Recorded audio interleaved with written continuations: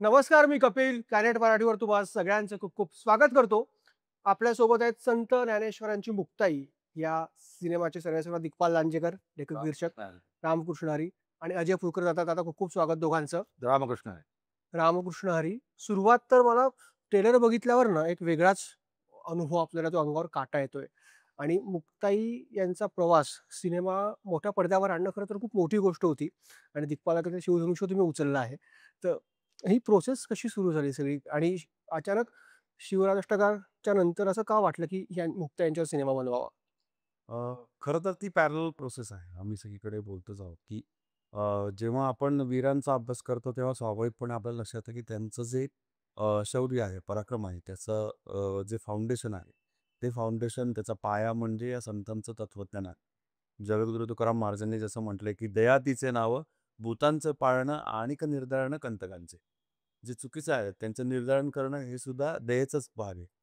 ही जी संतांची शिकवण आहे, आपल्या स्वकीयांना वाचवण्यासाठी, स्वधर्माचं, स्वदेशाचं, स्वकीयांचं संरक्षण करण्याचं. तर हे त्या संतांच्या शिकवणीत आपल्याला दिसतं. या सगळ्या ज्या वारकरी संप्रदायाचा किंवा भागवत धर्माचा पाया जो मानला जातो, ते म्हणजे ही 4 भावंड, हो. दिव्य भावंड की होती. संत निवृत्तीनाथ महाराज, संत श्रेष्ठ ज्ञानेश्वर माऊली, संत सोपान काका आणि आदिशक्ती मुक्ताबाई. तर या सगळ्यांकडे आपण वारंवार जितके वेळा बघू तेव्हा वेगवेगळे पैलू सापडतात. लहानपणापासून घरात वारी असल्यामुळे वारंवार घरात सुद्धा पारायणं आणि या सगळ्या गोष्टी घडत होत्या. ते घडत असताना चरित्र म्हणून किंवा कथा म्हणून याच्यामध्ये खूप काही गोष्टी आहेत ज्या नवीन पिढीला सांगितल्या गेल्या पाहिजेत असं वाटत होतं. आणि 2016ला माझ्याकडून एक खूप सुंदर गोष्ट लिहिली गेली ती म्हणजे या मुक्ताई महाराजांवरती मुक्ताई नावाचं एकल नाट्य माझ्याकडनं लिहिलं. हं, हं. सोलो परफॉर्मन्स होता. पुण्याच्या प्रायोगिक नाट्य क्षेत्रात तो गाजला. 2018ला भारतामध्ये जे थिएटर ऑलिम्पिक्स झालं. त्या थिएटर ऑलिम्पिक्समध्ये त्याचं जे उद्घाटन सत्र होते त्याच्यामध्ये मुक्ताईचं सादरीकरण झालं. 88 देशांमधनं जवळ-जवळ ती नाटकं आली होती. नाटक करणारे लोक आले होते. तर परभाषिक म्हणजे अगदी बाहेरच्या देशातनं आलेले लोकसुद्धा ते नाटक पाहून भाषा कळत नसताना सुद्धा त्यातल्या भावना पाहून रडत होते. भावूक झाले होते. हे सगळं पाहिल्यावर मी त्याच्यातलं पोटेन्शियल खूप मोठ्या प्रमाणावरती लक्षात आलं होतं. आणि शिवराजाष्टक चालू झालं तेव्हा मनात रुंजी घालत होतं, की हे सातत्याने हे चरित्र, संत चरित्र सुद्धा मांडली गेली पाहिजे. ज्याचा खरं तर आत्ता खूप जास्त ज्याची गरज आहे. कोविडच्या दरम्यान अवधूत गांधी आमचे जे मित्र आहेत, संगीतकार आपल्या संत ज्ञानेश्वरांची मुक्ताई चित्रपटाचे. तर अवधूत मुळात ज्ञानेश्वर माऊलींच्या आजोळ घरातील म्हणजे पालखी प्रस्थान हो. केल्यानंतर ज्या घरात पहिल्यांदा थांबते गांधीवाड्यामध्ये, तर तो गांधीवाडा म्हणजे अवधूतचं घर. तर लहानपणापासून म्हणजे परंपरागत पुजारी आहेत हं, त्याचे हं, ते हं. माऊलींचे. तर त्यामुळे सातत्याने आमच्या बोलण्यामध्ये माऊलींचे संदर्भ, दृष्टांत, मुक्ताईंचे अभंग, त्यांच्या कूटरचना या सगळ्याबद्दल जी चर्चा व्हायची त्यातनं असं सातत्याने वाटतं, की अरे हे इतकं गोड आहे, इतकं मोठं आहे, इतकं महान चरित्र आहे, ते मांडलं पाहिजे. आणि मुक्ताईच्या नजरेतून जी 3 मोठे भाऊ आहेत, त्या मुक्ताईच्या नजरेतून हे दैव भाऊ कसे वाटत असतील, त्यांचे चरित्र कसं वाटत असेल आणि एकमेकात ते गुंकलेलं आहे. या हं, चौथ्यांना हं. तुम्ही वेगळं नाही काढू शकत. हो. तर त्यामुळे मुक्ताईच्या नजरेतून हे सगळं कसं मांडता येईल, याचा विचार करत असताना मुक्ताई या चित्रपटाचा त्या एकल नाट्यातनं जन्म झाला आणि आज कोविडच्या दरम्यान आम्ही जो संकल्प केला होता, कोविडच्या दरम्यान आम्ही सुवर्ण पिंपळाखाली बसलो होतो. हो. त्या नाटकाचं वाचन केलं रात्री उशिरा शेजारती झाल्यानंतर आणि मी आणि अवधूत आणि त्याचा धाकटा भाऊ अमोल आम्ही तिघं जण होतो. तर आम्ही भावूक झालो होतो ते वाचता-वाचता आणि मी म्हटलं, "अवधूत अरे, याचं चित्रपट व्हायला पाहिजे." असं मनोमन इच्छा आहे. कोविडच्या दरम्यानची गोष्ट आहे. दुसऱ्या लाटेच्या नंतर जे आपल्याला थोडी मोकळीक मिळाली तेव्हाची गोष्ट. आणि अवधूत म्हणाला, की "काय आपण कल्पवृक्षाच्या छायेत बसलेलो आहोत. माऊलींकडे एक अर्ज देऊन टाक. मग ते काय आणि ते पूर्ण होणारच आहे आणि ते आज आपण पूर्ण झालेलं पाहतो." असा तो एकंदर थोडक्यात सांगितला, पण तो साधारण एक 8 वर्षाचा प्रवास आहे. दादा, आध्यात्मिक विषय नेहमीच प्रेक्षकांच्या मनावर गारूड घालतात आणि मुक्ताईंबद्दल पण श्रद्धेचा विषय आहे. जेव्हा आपण आळंदीत भेटलो होतो, तिथे पण बघितलं, की ज्या गेटअपमध्ये आपले सगळे कलाकार होते, लोकं अक्षरशः पाया पडत होते, दिग्पालांच्या पाया पडत होते. कट टू आपण पुण्यात भेटलो, तेव्हा पण तेच दृश्य होतं. तर हा जो प्रतिसाद महाराष्ट्रातून मिळतोय सिनेमासाठी, तर त्याबद्दल तुमचं काय मत आहे, की हा जो विषय आहे, जो प्रेक्षकांच्या खूप जवळचा आहे? महाराष्ट्रामध्ये फार आधीपासूनच भक्ती शक्ती खूप मोठा संगम आहे ना, म्हणजे जितके योद्धे या मातीत निर्माण झाले तितकेच संत महात्मे सुद्धा याच मातीत निर्माण झाले. आणि जसं आता दिग्पाल म्हणाला, की योद्ध्यांचं कर्म काय आहे? तर शौर्य गाजवणं, स्वदेश, स्वधर्म आणि स्वकीयांचं रक्षण. पण ह्याच्यासाठी जी एक विचारांची एक संस्कारांची आणि विचारांची बैठक लागते ना, ती संतांनी दिली. हो, हो. कारण जेव्हा एखादा योद्धा युद्धाला जातो, तेव्हा मागे राहिलेल्यांच्या हातात काही नसतं. तर त्यांना जे मानसिक बळ आहे ते कोणी दिलं? ते संतांनी दिलं. हो, हो. आणि त्यामुळे मला असं वाटतं, की हे हातात हात घातलेलं आहे. म्हणजे तुम्ही वेगळं नाही काढू शकत. त्यामुळे भक्ती आणि शक्ती ही आपल्याकडे खूप आणि क्वचितच ज असं एखादं उदाहरण तुम्हाला बघायला मिळेल. मी कायम म्हणतो गमतीने, की ज्ञानेश्वरी किंवा संत ज्ञानेश्वर हे जगातलं आश्चर्य म्हणूनच डिक्लेअर केलं पाहिजे. खरंच 16व्या वर्षी ज्ञानेश्वरी लिहिली. 16व्या वर्षी मुलांना काय कळत असतं हो, सांगा? हो, हो. 16व्या वर्षी ज्ञानेश्वरी लिहिली आणि कार्य कुठे संपलं, की कुठे थांबावं हे सुद्धा माऊलींनीच सांगितलं ना. 21व्या वर्षी संजीवन हो, समाधी घेतली. हो, हो. तर मला असं वाटतं, की आणि त्यातली तिसरी सगळ्यात महत्त्वाची गोष्ट अशी आहे, की दुर्दैवाने ज्ञानेश्वरी हा ग्रंथ 16व्या वर्षी लिहिला गेला आणि तो उघडला जातो कमीत कमी 61व्या वर्षी. ते जे काही ज्ञान आहे ना, ते जसं-जसं चित्रपट करत गेलो किंवा खरं हे ऐकून होतो, पण चित्रपटाच्या माध्यमातून हे अधोरेखित झालं, की हे जितक्या लवकर तुम्ही वाचाल ना, हं, हं. तितकं तुमचं आयुष्य जास्त चांगलं होईल, सुकर होईल, तुम्हाला मार्ग सापडतील. अडचणी प्रत्येकाला येतो, कोणाला नाहीत अडचण. माऊलींना सुद्धा अडचणीच होत्या. त्यामुळे तुम्ही एकदा मनुष्य जन्माला आलात, की अडचणी आल्याच ना. पण त्या अडचणींवर मात करण्याची शक्ती आणि मार्ग हा तुम्हाला ज्ञानेश्वरीच दाखवते. हो. त्यामुळे ती जितक्या लवकर वाचाल, तितकं तुमचा पुढचा मार्ग सुकर होणार आहे, हेच खरं तर सांगायचं आहे. वास्तविक 2025 मध्ये असा चित्रपट का? हा प्रश्न येऊच शकतो.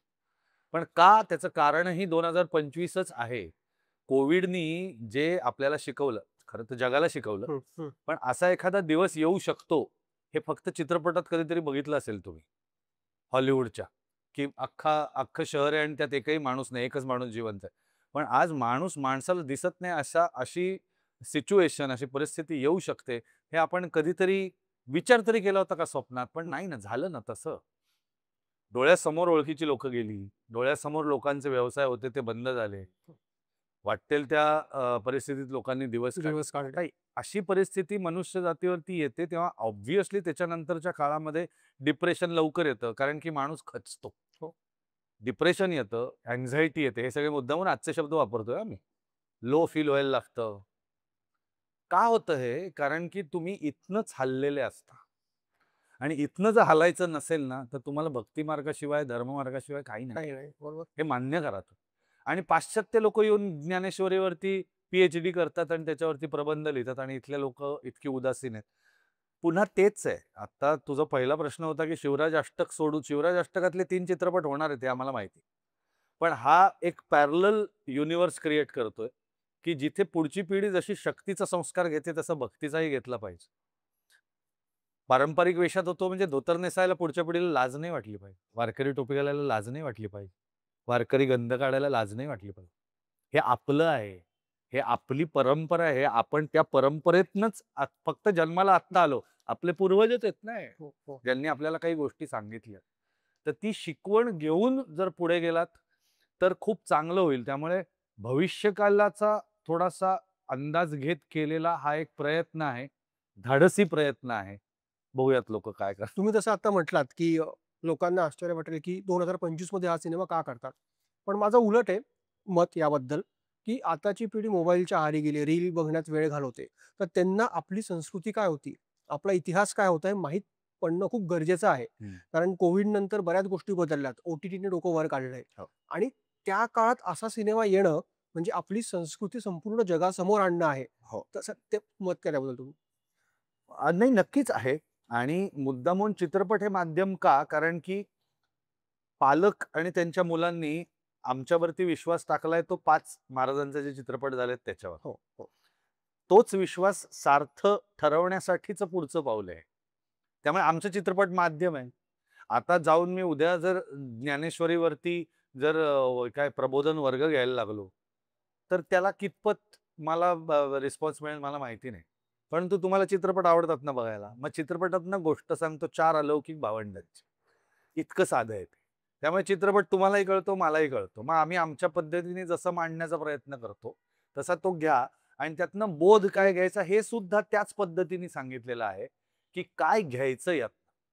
त्यामुळे खूप मोठमोठाले जे शास्त्रज्ञ असतील किंवा व्यावसायिक असतील, त्यांचं तुम्ही बघा, त्यांचं श्रद्धास्थान खूप आढळ असतं. आत्ता श्रद्धाच हलली ना. श्रद्धा हलली की सगळंच हलतं. हे लक्षात येत नाही. वाक्य खूप सोपं आहे वाटेल तुम्हाला मी बोलतोय ते. पण तुमची कशावरती श्रद्धा नाही म्हटल्यावरती तुम्हाला यश कसं मिळेल? तुम्ही जे काम करता, भले ते खड्डा खणण्याचा असो, पण असा खड्डा पंचक्रोशीत कोणी खणू शकणार नाही. इतकी ताकद तुमच्याकडे पण पाहिजे. ते कशावरनं येतं? ते श्रद्धेवरनं येतं. श्रद्धा कामातला आणि ती श्रद्धा कोण शिकवतं? तर संत महात्मे शिकवतात. त्यामुळे मला असं वाटतं, की ठीक आहे ना, तुमचं माझं माध्यम आज कलाकार म्हणून आणि प्रेक्षक म्हणून जर ओ-टी-टी असेल, थोडक्यात स्क्रीन असेल, तर हं. तो मोठा स्क्रीन आहे. म्हणजे तुम्ही थिएटरमध्ये येऊन बघा किंवा तुमच्या मोबाईलवर बघा. संस्कार हा घेण्यासारखा आहे म्हणून मला असं वाटतं, की नक्कीच ज्या माध्यमातून तुम्हाला बघायचं आहे, जरूर बघा. दीपिका, तुझ्या का मतावर? माझं हेच मत आहे. मुळात आपण कोविडच्या बद्दल बोलतोय मगाचपासून. तर कोविड नंतर आपण जे पाहिलं, तर खूप मोठ्या प्रमाणावर अस्वस्थता आपल्याला दिसते. सगळ्या बाबतीत. म्हणजे आपण जाता येता ती वातावरणात ती भावना फील करू शकतो, की सगळं कसं असं जरासं अँक्शस वातावरण आजच्या भाषेत बोलायचं तर अस्वस्थता आहे. म्हणजे मला समोरच्याच्या डोळ्यात दिसतं, की हा माणूस अस्वस्थता आहे. अगदी शारीरिक स्तरापासून मानसिकपर्यंत.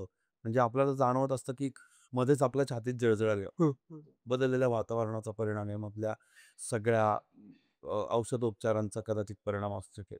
या सगळ्यातनं असं जाणवलं, की मधल्या वेळेत कोविडच्या दरम्यानच जेव्हा अवधूत आणि मी आळंदी आणि पंचक्रोशीत फिरायचो, तेव्हा सप्ताह व्हायचा हं. हळू-हळू. काही लोकं जमायचे आणि खूप शांत वाटायचं तिथे बसताना. माऊलींच्या मंदिरात आजही गेलो, समाधी मंदिरात, की आपल्याला शांत वाटते. तर ही शांतता सगळ्यांना देण्याचा हा प्रयत्न आहे. की की प्रत्येक आता जेवढ्या लोकांना आम्ही या सिनेमाचे प्रदर्शनापूर्वी खूप खेळ केले. म्हणजे एक खेळ आम्ही पुण्यातल्या मानसशास्त्रज्ञांसाठी सायकॉलॉजिस्ट आणि सायकियाट्रिस्ट मोजके 7-8 जण त्यांना हा सिनेमा दाखवला. ते म्हणाले, की हा सिनेमा तर असा झालेला आहे, की हा थेरपी म्हणून वापरू शकतो. हो. अशा पद्धतीने केला पाहिजे असं. तर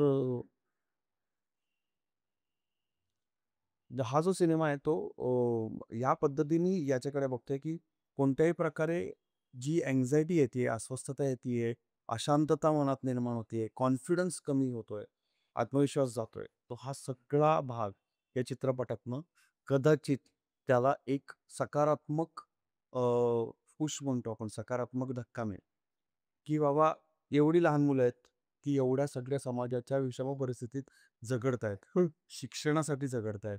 सर्वसामान्य आहेत. सर्वसामान्यांच्या अधिकारांसाठी झगडतायत, की त्यांना सगळ्यांना शिक्षण मोकळं व्हावं, त्यांना सगळ्यांना चांगल्या गोष्टी मोकळ्या व्हाव्या. तर मला असं वाटतं, की या सगळ्या गोष्टी बघून तरुणांना ती अस्वस्थता त्यांच्यामधली कमी व्हायला मदत होईल, असं आम्हाला वाटतं. महाराष्ट्राला संतांची भूमी म्हणतात. या सिनेमातून तुम्ही ज्ञानदादा आणि मुक्ताई यांचा प्रवास मोठ्या पडद्यावर मांडला. याच्या आधी तुम्ही छत्रपती शिवाजी महाराज, छत्रपती संभाजी महाराज आणि आता मुक्ताई आणि ज्ञानदादा. 2.5 तासात हा प्रवास बसवणं सोपं नव्हतं. तर कुठले पैलू यातून उलगडण्याचा प्रयत्न करण्यात आला आहे आणि मोठ्या पडद्यावर कुठल्या-कुठल्या संतांचं दर्शन प्रेक्षकांना होणार? अ, याच्यामध्ये मुळामध्ये जो चित्रपटाचा फोकस आपण ज्याला म्हणतो, तो चित्रपटाचा संपूर्ण फोकस हा त्यांची जी शैक्षणिक क्रांती आहे, सर्वसामान्यांना त्यांचे अधिकार मिळवून देण्याचा भाग आहे आणि या सगळ्याच्या पलीकडे जाऊन स्वतःमध्ये परमेश्वर शोधणे. म्हणजे माऊलींचं एक खूप सुंदर वाक्य या चित्रपटात सातत्याने येतं. ते म्हणजे "हरी सर्वानुभूती आहे. सर्वानुभूती एकच आत्मा आहे." त्यामुळे माणूस धर्माचा विचार आपण केला पाहिजे. हे सातत्याने माणूस धर्म ही संकल्पना जी ज्ञानेश्वर माऊलींनी मांडली, ती मांडायचा आपण याच्यातनं जास्तीत जास्त प्रयत्न करत आहोत. आणि दुसरं जसं मी म्हणलं, की समाजाला समाज म्हणून आत्मविश्वास मिळवून देण्याचा प्रयत्न हा चित्रपट करतो. संतांच्या बाबतीत बोलायचं झालं तर एक मोठी गोष्ट अशी आहे, की संत शिरोमणी नामदेव महाराज तर यांनी हे सगळे चरित्र अभंग स्वरूपात लिहून ठेवले. त्यांच्या समाधी असतील किंवा इतर सोहळे असतील किंवा एकूण ज्ञानेश्वर माऊली आणि या सगळ्या लोकांचं जे कार्य आहे, हे कार्य संत शिरोमणी नामदेव महाराजांनी लिहून ठेवलं. त्यांचे खूप उपकार आहेत आपल्यावर, नाहीतर ही चरित्र आपल्याला कळलीच हं, नसती. हं. तर संत शिरोमणी नामदेव महाराज, संत जनाबाई यांनी जे लिहिलंय, की समाधी सोहळ्याला कोण-कोण उपस्थित होतं. आपल्याला आश्चर्य वाटेल, की अ, अनेक संत तिथे उपस्थित होते. समाधी सोहळ्याला आळंदीवन असं म्हणतात, की पंढरपूर दाटलं होतं तिथे. म्हणजे काय, सगळे संत तिथे जमा झाले होते. समाधी सोहळा तो सगळा संपन्न होईपर्यंत उपस्थित होते. कोण कुठे उपस्थित होतं, कोण कुठं उभं राहिलं होतं, कोण कोणाशी काय बोलत होतं, हे सगळं नामदेवरायांनी अक्षरशः ज्याला आपण लाईव्ह समालोचन म्हणतो, तशा पद्धतीने त्या अभंगांमध्ये लिहिलेलं आहे. तर याच्यामध्ये आपल्याला संत चोखामेळा, संत सोयराबाई, संत कान्होपात्रा, संत विसोबा खेचर, संत सेना महाराज, संत परिसा भागवत अशी एक मोठीच्या मोठी संतांची मांदियाळी समाधी सोहळ्यामध्ये बघायला मिळते. ज्यांचा संतश्रेष्ठ ज्ञानेश्वर माऊलींशी आणि यात बावन्यांशी सातत्याने त्या काळात संपर्क आहे. संपर्कात. तर या सगळ्या लोकांनी मिळून समाज इतका एकत्र केला होता त्या हरिभक्तीच्या संपूर्ण त्या भगव्या पताकेखाली, की त्याच्यामधले भेदाभेद आणि या सगळ्या गोष्टी त्यांनी पार मिटवून टाकल्या. आज मला असं वाटतं, की त्या सगळ्या तत्त्वज्ञानाची फार मोठ्या प्रमाणात गरज आहे. आज जेव्हा आपण बघतो, की खूप मोठ्या प्रमाणावर प्रांतभेद, जातीभेद, भाषाभेद या सगळ्यामधनं खूप मोठ्या प्रमाणावर अस्थिर झालेला आहे समाज. तर तो अस्थिर होऊ नये म्हणून ह्या लोकांनी जे काही प्रयत्न केलेत, ते सगळे संत आपल्याला त्याच्यामध्ये दिसणार आहेत. त्यांची शिकवण त्यांच्या अभंगांच्या द्वारे आणण्याचा प्रयत्न आम्ही केलेला आहे. खरं तर हा विषय असा आहे ना, याला कोण नाही म्हणणं शक्यच नाही. त्यामुळे कलाकारांची मोठी फळी या सिनेमात जोडली गेली आहे. म्हणजे अजितदादा, मृणालताई तर म्हणजे प्रत्येक सिनेमात एक अविभाज्य घटक असतात. पण त्या व्यतिरिक्त पण मराठीतले अनेक मोठे चेहरे सिनेमात दिसणार आहेत. तर कसं या सगळ्यांना तू तयार केलंस याच्यासाठी या प्रोजेक्टचा भाग होण्यासाठी? मला खरं सांगतो, की मराठी कलाकार म्हणून फार अभिमानाची गोष्ट होती, की मी जेव्हा ज्या लोकांना अप्रोच झालो या सिनेमासाठी, की समाधी सोहळा इतक्या मोठ्या प्रमाणावरती करायचा आहे. एकतर हे ज्ञानेश्वर माऊलींचं 2025 हे 750 व जन्मोत्सव वर्ष आहे. हं, हं, हं. तर त्यामुळे ते त्या काळात घडणारे 2 वर्षापूर्वी आम्ही जेव्हा 1.5 वर्षापूर्वी शूटिंग करत होतो, तेव्हा साधारण अंदाज हाच होता, की अशा प्रकारे आपण कधीतरी रिलीज करू. याचा अविभाज्य भाग होण्यासाठी प्रत्येक कलाकार उत्सुक होता. मग प्रवीण तरडे असू देत, अक्षय वाघमारे असू देत, सचिन देशपांडे असू देत, अजयदादा, मृणालताई, समीर धर्माधिकारी, योगेश सोबत, आदिनाथ. आदिनाथ कोठारे ही सगळी मंडळी म्हणजे अजयदादा, मृणालताई वगैरे ती फॅमिलीच हो, आहेच हो. शिवराज अष्टकाची. याच्यामध्ये मला खूप आनंद झाला, की माऊलींच्या निमित्ताने, मुक्ताईंच्या निमित्ताने ही फॅमिली खूप मोठी झाली. मनोज जोशी पण या फॅमिलीचा आता भाग झालेत. आता मनोज जोशीसारखा एवढा मोठा कलाकार या फॅमिलीला जॉईन झाला. त्यामुळे एक जो मधल्या काळात एक निगेटिव्ह मेसेज सारखा काहीतरी पसरत होता. एक अफवा म्हणू आपण त्याला, की मराठीमध्ये खूप ग्रुपिझम आहे, हं, हं. क्लबिझम आहे, अमुक आहे तो.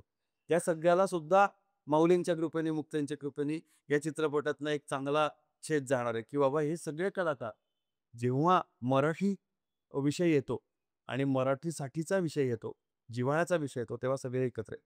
आणि तो खूप छान अनुभव होता आमचा सगळ्यांचा. जवळ-जवळ 3 ते 4 दिवस आम्ही समाधी सोहळा शूट हो, हो. केला. तर तो इतका सुंदर अनुभव होता. प्रत्येक जण समरसून त्याच्यामध्ये काम करत होता आणि ते काम याच्यासाठी होतं, की ते दिग्पालचं किंवा या टीमचं काम नव्हतं. ते ज्ञानेश्वर ज्ञानेश्वर माऊलींचं काम. त्यामुळे प्रत्येक जण खूप मनापासून याच्यामध्ये सहभागी झाला. अजय दादा, कुठली भूमिका तुम्ही जेव्हा करतात ना, पूर्णपणे समोर असून त्यात जातात. म्हणजे बाजीप्रभूंचा रोल तुम्ही केला होता, तेव्हा ऐकलं की तिथे तुम्हाला भास व्हायचे शूट करताना. आता चांगदेवांच्या भूमिकेत नजरेत तो अंगार दिसतोय, ते तेज दिसतंय. तर मला ते ऐकायला आवडेल की कलाकार म्हणून अशा वेगवेगळ्या भूमिका करताना, त्यात पण ऐतिहासिक एक मोठं चॅलेंज असतं. तर तुम्ही कसं सगळं स्वीकारता? चॅलेंज असतं आणि ते थोडं दुधारी असतं ते खरं तर. कारण बघितलेलं नसतं अशा पात्रांना, पण ते आपल्या मार्फत लोकं बघणार असतात आणि ती सगळीच सुदैवाने जेवढी पात्र मी साकारली आहेत, ती सगळी अ, वंदनीय पात्र आहेतच. त्यामुळे काय आहे ना, स्वतःवरती थोडीशी ती जबाबदारी पण ठेवायला लागते. हो. आणि चांगदेवांचं पात्र साकारताना देखील तेच. माझं आजोळ देखील आळंदी आहे. त्यामुळे लहानपणापासून आळंदीला जाणं-येणं खूप आणि या सगळ्या कथा चांगदेवांच्या वाघावरनं यायचे, हातात नाग वगैरे हे सगळं ऐकून होतं. परंतु त्याचं मी पूर्ण श्रेय त्याच्या लूकचं आणि हे पूर्ण दिग्पालला देईन. कारण त्यांनी तो सगळा लूक आणि आमचा अतुल म्हस्के जो मेकअप करतो. तर त्यांनी दोघांनी तो लूक डिराईव्ह केला. पण कसं आहे ना, या सगळ्या गोष्टी थोडंसं त्या पात्राबद्दलची माहिती घेतली. 1400 वर्षांचे योगी होते. हं. मग ते कसे असतील? काय म्हणतात ना 1400 वर्ष जेव्हा साधना करून एखादा योगी येतो तर तो कसा दिसत असेल याचं एक आभास निर्माण, मी तर तसं नाही करू शकत हं. As a person, human being म्हणून. पण ते ते तेज काय असेल त्या माणसाच्या चेहऱ्यावरती, बॉडी लँग्वेज काय असेल, आणि खरं तर ती गोष्ट आहे त्यांच्या अहंकाराचीच. हं.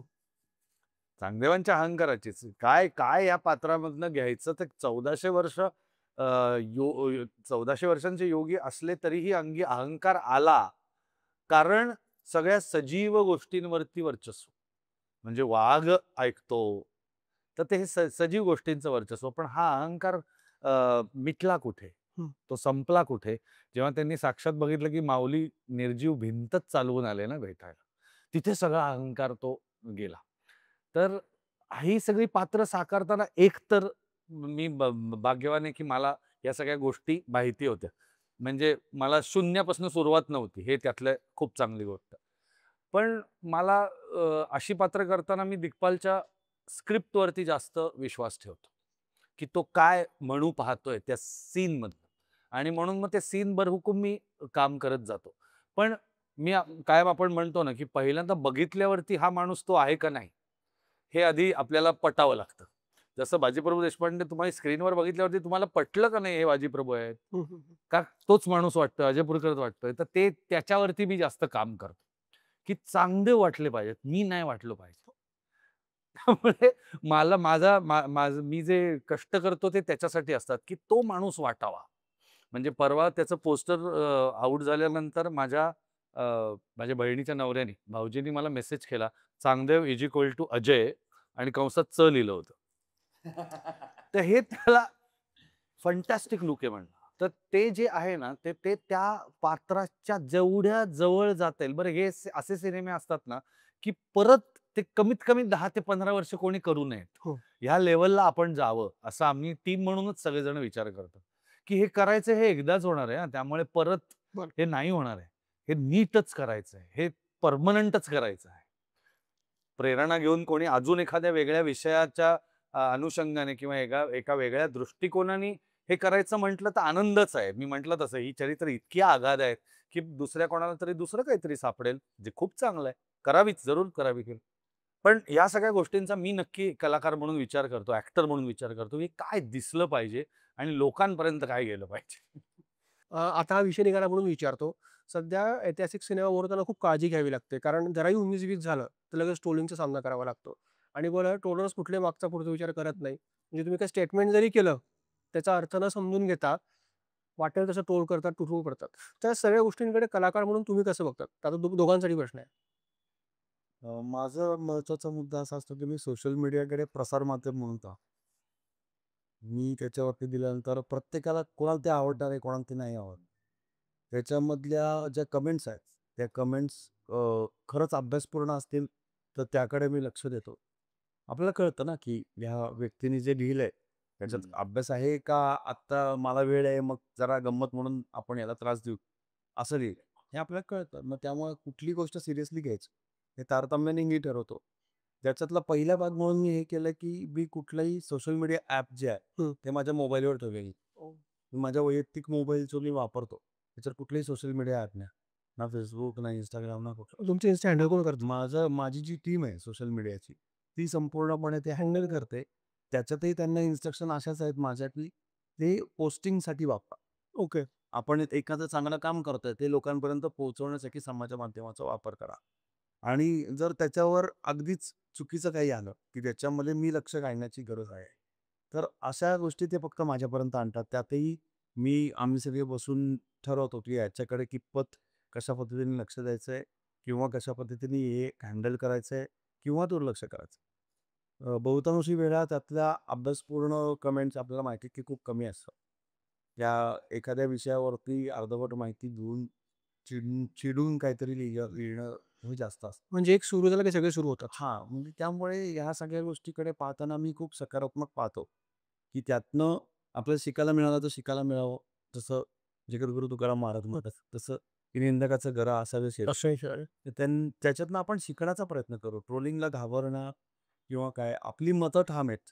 ती मतं कलाकृतीतूनही मांडतोय आपण आणि आपण व्यक्तिशः आपण मी मांडायचं.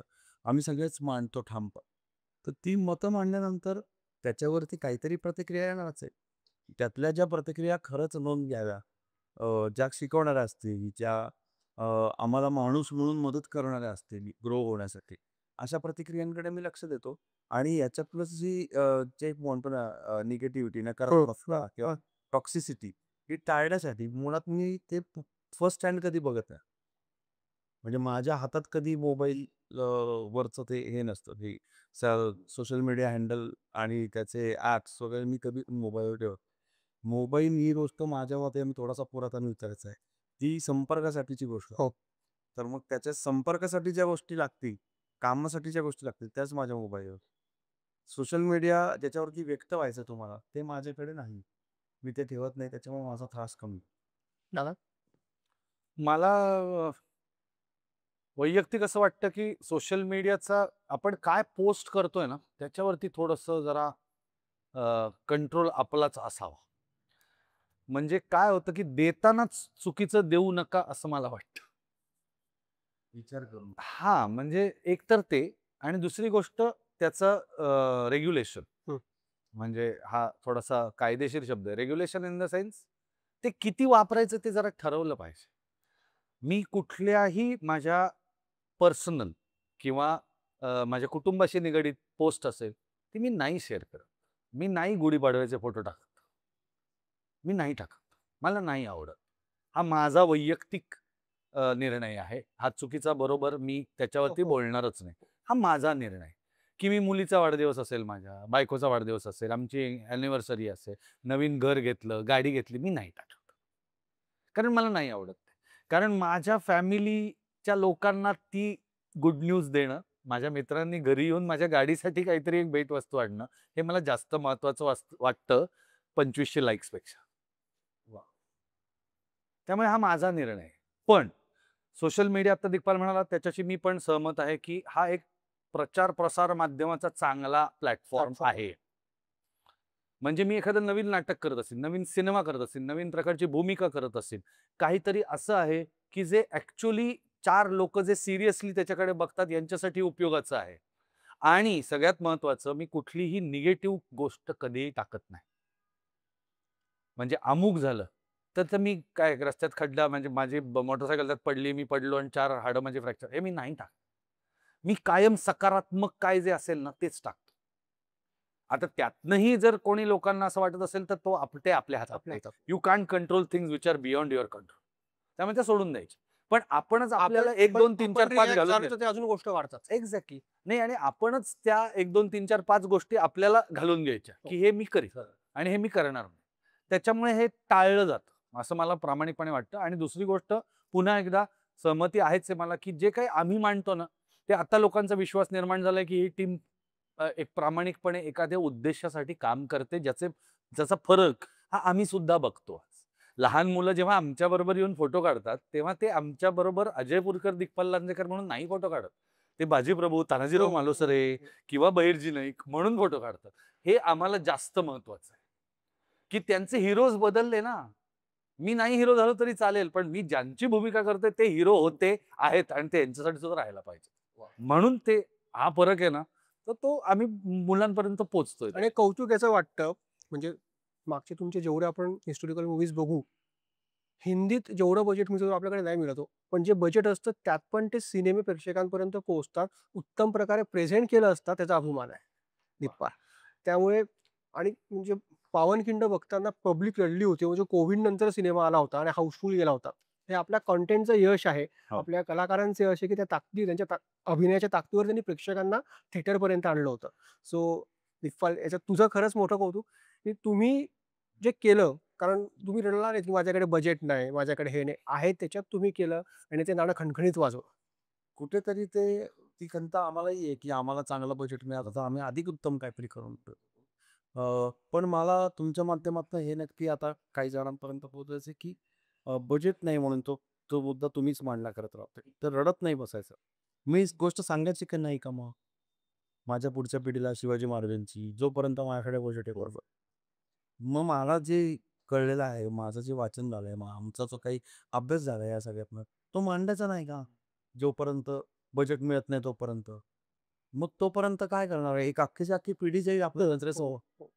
चालली आता आपण बघतोय. मग त्यांना सांगायला नको की "अरे बाबा थांबा, हे बघा आपले पूर्वज होते." जे काही आपल्याकडे आहे त्या याच्यामध्ये. पूर्वी आपल्याकडे चित्रपट हे साधन नव्हतं. कीर्तनं करत होते ना लोक. हं. तेव्हा ते असं म्हणत होते की मला रेशमी अंगरखाच पाहिजे, रेशमी धोतरच पाहिजे, त्याशिवाय मी कीर्तनाला उभा नाही राहणार. हा आमचा मुद्दा आहे मुळात. आणि बरं झालं तुम्ही हा मुद्दा आणला तुमच्या ह्याच्यामध्ये, की ते जे काही कीर्तनकार करत होते, की एक वेळ चालत जायचे दुसऱ्या गावामध्ये, बजेट नाही ना. हं. गाडीचं बजेट नाही बैलगाडीचं. मग चालत जाणार, अर्धी पोळी खाणार, अर्धी भाकर खाणार आणि रात्री कीर्तनाला उपाशी पोटी उभं राहणार. का? तर ते चरित्र पोचलं पाहिजे. मग संतांचं असेल, देवाचं असेल, क्रांतिकारकांचं असेल, कोणाचंही असेल. तेच काम आम्ही आमच्या पद्धतीने करतोय. अर्थात आम्ही ही काळजी नक्की घेतो, की अगदी शॅबी काही दाखवणार नाही. हं, हं. जिथून आपल्या महापुरुषांच्या पराक्रमाला बाधा येईल आणि जिथे त्यांची किंमत कमी होईल. ह्या लेव्हलला जाऊन बजेटमध्ये कटौती नाही करणार. मग थांबू आम्ही, मग थांबतो आम्ही. आणि मग चांगलं जे एक रिस्पेक्टेबल म्हणतो ना आपण, रिस्पेक्टेबल प्रेझेंटेशन आपण केलं पाहिजे. महाराजांच्या कृपेने, माऊलींच्या कृपेने, मुक्ताईंच्या कृपेने आपण आज बघतो, की हे रिस्पेक्टेबल प्रेझेंटेशन आम्ही करू शकलेलो आहे. हो, म्हणूनच शिवराज अष्टक आज इतकं लोकप्रिय आहे. लोकप्रिय आहे. अ, अनिल खरानींना तुम्ही कसं काय तयार केलं? म्हणजे आतापर्यंत त्यांनी आय थिंक पहिली मूव्ही ॲज अ निर्माता म्हणून. खरं सांगू का मी नाही तयार केलं. म्हणजे झालं असं, की एका वेगळ्या निर्मात्यांच्या बरोबर आम्ही काम करणार होतो. तर त्यावेळी अनिल सरांचं असं मत होतं, की दिग्पालनी चांगल्या प्रोडक्शन हाऊस बरोबर काम केलं पाहिजे. आणि त्यामुळं त्या सगळ्या जी काही चर्चा घडली त्या काळात, अनिल सर व्हर्जनपासून आमच्याबरोबर आहेत. हं, हं. ते आमचे प्रस्तुतकर्ते आहेत. तेव्हा आधी डिस्ट्रिब्युटर होते, नंतर प्रेझेंटर होते. प्रेझेंट. मग नंतर प्रेझेंटर आहात. तर या सगळ्या प्रवासामध्ये अनिल सरांचा आमच्यावर खूप विश्वास बसलाय, की हे करतायत ते खूप जेन्युइनली आणि खरं आणि तरी सुद्धा वेगळं काहीतरी करू इच्छितात. त्यामुळं जेव्हा ही सगळी चर्चा बरेचसे निर्णय आम्ही निर्मिती करतानाच त्यांच्याशी बोलून घेतो बऱ्याचदा. तर तेव्हा जेव्हा ही सगळी चर्चा चालू होती तेव्हा ते म्हणले, की "काय आहे नेमकी ही फिल्म? हा सिनेमा काय आहे? तर तुम्ही मला येऊन ऐकवाल का?" मी पुण्यात होतो. मी दुसऱ्या दिवशी सकाळी घाईघाईने आलो. 11 वाजताची मीटिंग होती. 11 वाजता ते म्हणजे अक्षरशः आमच्याबरोबर आमच्याप्रमाणेच न खाता-पिता बसून राहिले. पूर्ण वेळ त्यांनी पूर्ण स्क्रिप्ट ऐकली. मग आम्ही जेवण केलं. कारण आम्ही नाश्ता वगैरे काहीच केला नव्हता. हे त्यांना कळलं मग त्यांनीही नाही केलं. म्हणजे तो माणूस खूप मोठा आहे. तर त्यांनी ते सगळे झाल्यावरती सुदैवाने माझ्याकडे काही भाग त्याचा हिंदीत लिहिलेला. तर तो ऐकल्यानंतर त्यांच्या डोळ्यातही पाणी होतं. ते म्हणले, "इतकी सुंदर फिल्म आहे. ही कसं तुला निर्माते मिळत नाही आता?" म्हणलं, "आता नाही मिळत आहे, झालं काय?" चांगलाच एक चांगली गोष्ट करायला, व्हर्जन करायला सुद्धा मला 3.5 वर्ष हो. जवळ-जवळ 250 वाचनं करायला लागली होती. तर तसंच हे समजतो कारण हा जॉनर नवीन आहे लोकांना. आध्यात्मिक इतिहास दाखवणारा सिनेमा हा खूप वर्षांनी 84 वर्षांनी येणार आहे. त्यामुळे लोकांना ते पटवून द्यायला लागणार की जसं हे महत्वाचं आहे समाजासाठी, तसं हे कमर्शियली व्हायबल पण आहे. तर ते म्हणले की मी करतो हा सिनेमा. वाह! स्वतः म्हटले. वाह! वाह! कारण हा सिनेमा येणं ही काळाची गरज आहे असं अनिल सरांचं. आणि अशा निर्मात्यांची गरज आहे मराठीला जे पुढाकार घेतील असा विषय प्रेक्षकांपर्यंत पोहोचवण्यासाठी. त्यामुळे मला कन्व्हिन्सच नाही करावं लागलं. माऊलींनीच जे काही त्यांच्या चरित्रातनं घडवलंय, त्यांनी ते आपसुकच ते कन्व्हिन्स झालेले होते. म्हणजे 2 वाजता मला आठवतंय की नरेशन संपलं. आम्ही एक अर्धा पाऊण तासात जेवण केलं त्यांच्या इथेच आणि तिथनं निघालो आम्ही निरोप घेऊन पुण्याला जायला. रस्त्यात जाताना सनी बक्षींच्या मार्फत त्यांचा निरोप आलेला होता मला, की हो. आपण हा सिनेमा घेऊन पुढे जातो. क्या बात है! क्या बात है! शेवटचा प्रश्न. आपल्या माध्यमातून जसं मगाशी आपला विषय झाला, की शाळांपर्यंत, युवा पिढीपर्यंत हा सिनेमा पोहोचणं गरजेचं आहे. तर तुम्ही तसं काही उपाययोजना करणार आहात का? शाळांपर्यंत, महाविद्यालयांपर्यंत हा सिनेमा पोहोचवण्यासाठी कुठलं पाऊल उचलणार आहात किंवा काय तुमचं नियोजन आहे? आम्ही वैयक्तिकरित्या आत्ता प्रमोशनपासूनच हा प्रयत्न करतो, की वेगवेगळ्या शाळा कॉलेजेसमध्ये आम्ही जास्त भेटतोय जाऊन. म्हणजे रेग्युलर प्रमोशन जे असतं चॅनल्सवरती जाणं, वर्तमानपत्रांना भेटी देणे हे तर करतोच आहोत. पण त्याच्यापेक्षा जास्त आम्ही भर यावेळेस दिला, की शाळा कॉलेजेसमध्ये जाऊन भेटणं, शैक्षणिक संस्था ज्या असतात, सोसायटीज ज्या असतात, त्यांना जाऊन भेटणं आणि मग त्याच्यानंतर अ, सरकार दरबारी पण आम्ही थोडंसं अर्ज विनंत्या करायचा प्रयत्न करतो, की जेणेकरून सरकारी शाळांमध्ये, हं, हं, जिल्हा हं. परिषदेच्या शाळांमध्ये सरकारप्रणीत ज्या शिक्षण संस्था आहेत, त्या शिक्षण संस्थांतल्या विद्यार्थ्यांपर्यंत शासनामार्फत हा चित्रपट पोहोचवता यावा, या संदर्भात शासनातल्या अधिकाऱ्यांशी आणि संबंधित सर्व मंत्र्यांची वगैरे चर्चा चालू आहे. चलो, खूप खूप शुभेच्छा तुम्हाला दिग्पाल दादा, दादा. आभार आमच्याशी बोललात त्याबद्दल. आणि पुन्हा एकदा जी सुपरहिटची तुमची मालिका आहे या सिनेमाच्या निमित्ताने तशीच सुरू राहो ही माऊली चरणी प्रार्थना. रामकृष्ण हरी. रामकृष्ण काय रामकृष्ण.